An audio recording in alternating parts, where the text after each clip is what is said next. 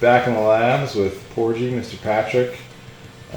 You have Mr. Unsavory here, Rob Avery, and we are checking out the newly finished Lord of the Rings custom cabinet. I think last time we hung out, there was no PC in, there was no topper, there was no playfield. So now that you've rounded things out, can you tell us a little about what you've done since we talked last? Yeah, also there's no back box on it too. Oh, that's true. Yeah, we had no back box. So back box was cut last time, but there was a bunch of logistical things with the DMD that I wanted to make sure it got done. Obviously the PC had to be built out in an open frame case so it can get some good airflow. What are you running in it? This is running a i7. It's running a 3080 Ti. It's got 16 gigs of RAM, 2 NVMe drives.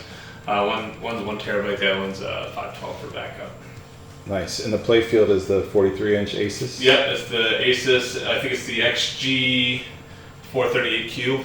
And I just played it, and I have a 60 hertz monitor at home, and I was crying tears of joy playing at 120 hertz. It's a game changer, yeah, for sure.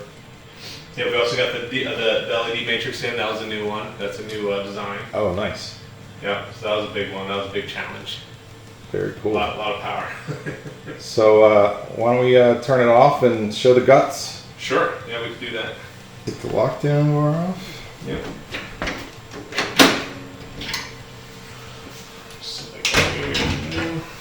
Pull the glass down. And you said that was special voodoo glass, correct? Yep. This is voodoo glass.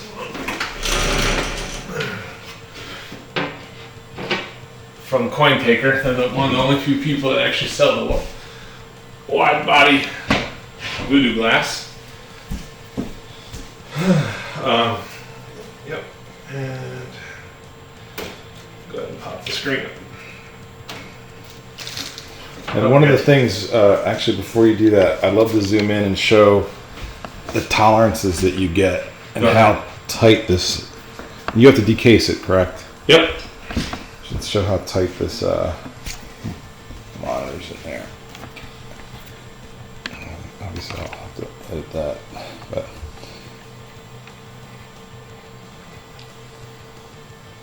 So how are you getting such tight clearances on those? So yeah, we built these blades that are filling those gaps. They're 3/4 inch blades on each side. That's kind of like a channel sitting on the sides that are bolted in, and it just so happens that this monitor decase is perfect in a wide body cabinet with those blades on. You're getting about not even a 32th of an inch on each side. Yeah. The only reason it doesn't rub is because of this tape, this Velcro tape, kind of sets as like a buffer. It rolls over on the side, so it's not rubbing on the wood. And that's just on the casing. Yep. Gotcha. So as you're taking that D&D matrix off, do you want to tell me about it a little bit? Yeah. So this is Arnos's new design. He actually designed it based on our specifications. It's a 12 high, 8 wide panels that we had to solder together. So and show me the back of it. Yep.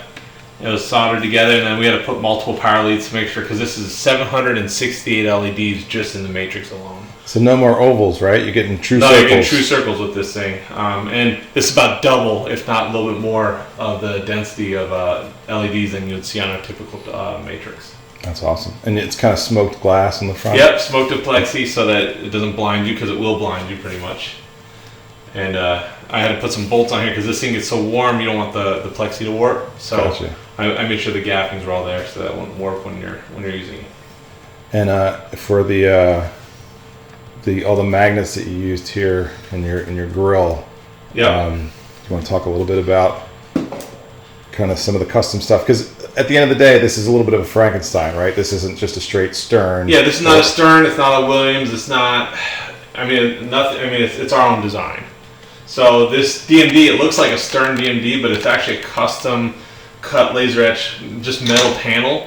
There's nothing behind it. So we had to build. We had to put magnets in basically a wood frame that holds the screen, the speakers and everything else, and offset the speakers so that the LED channels can be in front of it, and then we use very, very strong 66-pound magnets in 6 different spots, and this thing kind of snaps into it really hard. Gotcha. So it ain't moving anywhere. And that's a 14 or 15-inch laptop monitor? That's a 15.6-inch laptop monitor, and it's got this. And I made sure that it has the same type of angle as the stern, and it also has a way to open up and still get into the accessories behind it. Okay, so then you're putting, it looks like SSF right there. Yep, there's your 3 amps. Obviously your monitor and your speakers there, and then a couple catches, so you don't have to take the glass off. The glass will actually sit in these catches on each side, so you can still pull this down and work on fix tune your SSF if you want to change anything. That's cool. Yeah, and like I said, this is 100% custom. This is not something you could buy. This is something we did. And then right there below your DMD is that blower, right? That's our blower. That's our proprietary layout. I mean, I know a couple other guys have done something like that, but we have our own design that works well with our cabinets. Cool. So as you see now, and we haven't installed the glass yet. That's one of our next things to do before this goes out to the client. But this is at a point where now we can actually open up the cabinet and take a look at the inside. All right, let's do that. So because of how tight our tolerances are with where the monitor actually mounts to the cabinet here, and we wanted as close as we could to the actual lockdown bar, we're right up against the fire button PCB, so we actually have to unhook the little cable there, which is just a little Molex connector, and that allows us to open up the cabinet here and look inside. So that's a custom piece of wood that you mount the display to? Yes, yep. So this is a hinge bracket that's used on old school Data East cabinets, using that style hinges. Oh, so it's just like a regular pinball table? Yep. So you can lift it out and pull it forward if you need to work on the PC in the back. For now, we can hinge it up and put something under it to hold it in place. How do you make sure, since it's decased, that it doesn't flex or anything? For this, I actually have some blocks under it so that it holds the screen and so it doesn't have any way of moving around up there. Gotcha. Yeah. So we went through all the boards there last time. Probably don't need to do this, but I see you now have actual poppers. Yeah, poppers are there. Your pop bumpers are there. Your PC's mounted in the back there. I like mounting the PC in the back because then all that heat is going out the back where the 2 fans are. Very cool. Awesome. Any other details you want to? No, I mean, I'm just happy it's finally done.